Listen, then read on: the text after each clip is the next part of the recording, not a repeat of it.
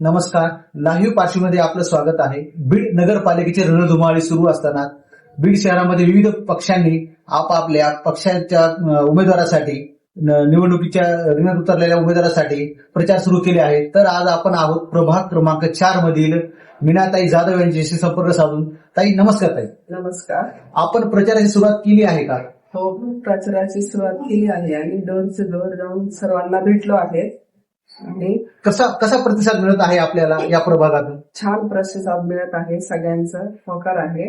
Tiger group जिल्हा अध्यक्ष राकेश भाऊ जाधव यांच्या मातोश्री मीनाताई जाधव यांच्या प्रचारास सुरुवात झालेली आहे. तरीही आपण राजकारणात येण्याचं प्रेरणा करून मिळाली आपल्याला? काय आहे, माझं पहिल्यापासून समाजकार्य चालू आहे.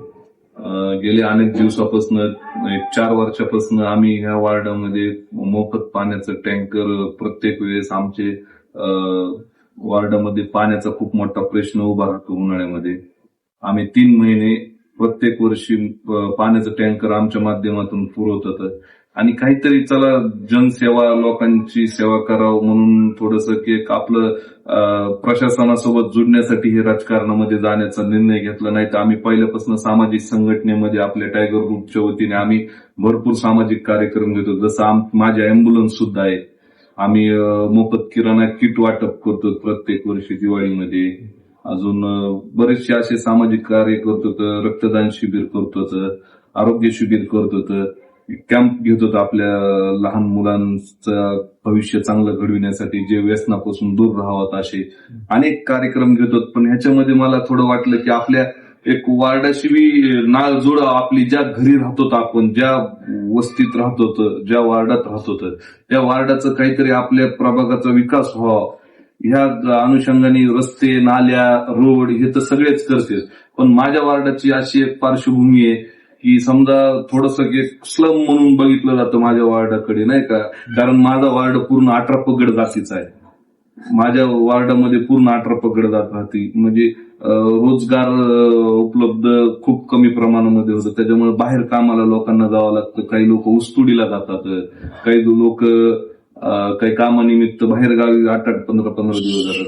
हे कुठंतरी एक समजा आपल्या वार्डामध्ये लोकांचं एक कॅम्पेनिंग घेऊन युवा पिढी तरी थोडी त्याच्यामध्ये सुधारली पाहिजे. आता आपल्या वार्डातील प्रमुख समस्या काय आहेत आणि त्यावर आपण उपाययोजना काय करणार आहात? आम्ही प्रमुख समस्या प्रामुख्याने तर आपले रोड योगेश भैयांच्या माध्यमातून, आमचे साखळीला जे प्रेम भैया चांदणे यांच्या माध्यमातून 90% रस्ते आमच्या वार्डामध्ये झालेलेच आहेत. उर्वरित जे काही बी राहिलेले ते पूर्ण आम्ही आमच्या योगेश भैया मला पूर्ण सहकार्य करते. त्याच्यामुळे काही हेच नाही, आमचे राहिलेले आम्ही करून घेऊ पूर्ण, हे आश्वासन सगळ्यांना देतो. आणि आपण या आधी समाजसेवेमध्ये अग्रेसर होतात. या भागातील बऱ्याच गोरगरिबांना आपण मदत, जसं की आपण दुष्काळामध्ये पाण्याचे टँकर वाटप केलेलं आहे. आताच पाठीमागे आपल्या वाढदिवसानिमित्त आपण टायगर ग्रुपच्या माध्यमातून आपण रक्तदान शिबिर घेतले, अँब्युलन्स दिलेला आहे. यामध्ये सुद्धा आपला अग्रेसर वाटा आहे. त्यामुळे यानंतरच्या काळात देखील आपण अशी जनसेवा करणार आहात का? नक्कीच ना. आता आपण टायगर ग्रुपच्या माध्यमातून तर करतोच, पण मला जर प्रशासनामध्ये जायची वेळ मिळाली, मला संविधानिक पदाची जर मला मिळालं माझ्या आईच्या माध्यमातून, तर मी जे काही बी आपल्या प्रशासनाच्या ज्या स्कीम आहेत, सवलती आहेत, त्या आमच्या वार्डापर्यंत येऊच शकल्या नाहीत. कारण आमच्या वार्डाला योग्य दिशा देणारा माणूस कोणी भेटलाच नाही. मला फक्त माझ्या वार्डामध्ये सेवाच करायची, एवढाच माझा ह्याच्यामध्ये हेतू आहे, बाकी दुसरा कोणताच हेतू. आपल्याला या भागातील नागरिकांनी का मतदान करावं? कारण मी पहिल्यापासून सामाजिक कार्य करतो हे माझ्या वार्डातल्या पूर्ण लोकांना माहिती बी आहे. आणि वार्डात नाही तर नव जिल्ह्यामध्ये मी पूर्ण जिथं कोणाला आडी अडचण होईल ह्या ठिकाणी धावून जातोय.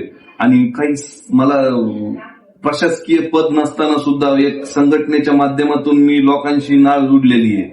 आणि जर प्रशासकीय पद जर मला जर दिलं माझ्या वार्डाने, जर नाही का सगळ्यांनी, तर मी कितीतरी मोठ्या प्रमाणामध्ये वार्डामध्ये